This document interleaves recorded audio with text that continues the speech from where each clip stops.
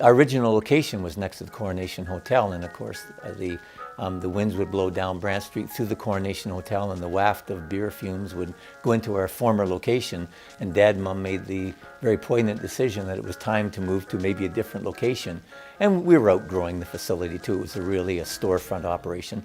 So they moved up Brant Street to what was then in 1942 the outskirts of town, and that was a major decision, but at least we would be on the same street so people would be able to find us downtown in the core.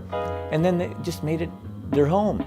And we've added on to it over the years, 1952, 1977, in the 80s, in the 90s, we've just kept renovating and making additions to try and move with the times and also to be able to respond to people's changing needs.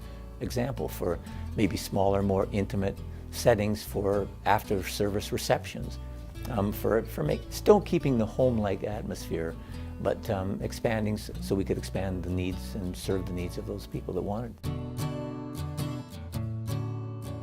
Now people have two options. We have the traditional facility that we've had here for all these years, and we have a more contemporary, open, one-floor facility that has a formalized chapel and areas that are larger than what we have here. So you can have the intimacy of Brant Street, or you can have the bigness, if you want that, of Guelph Line.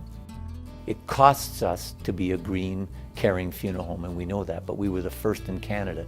Somebody has to stand up and make a decision. In the future, it won't.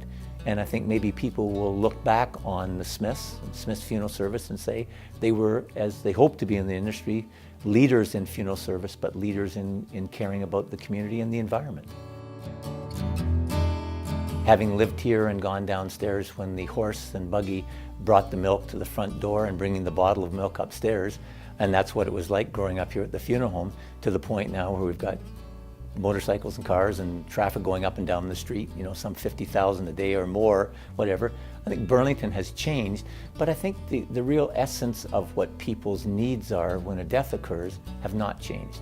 They need somebody with heart and feeling and empathy and understanding caring for them. So as sophisticated as we might look on the outside, I think our basic human needs in our heart is exactly the same as it was 75 years ago. And we just try and be here to meet those needs and continue into the future to meet those needs.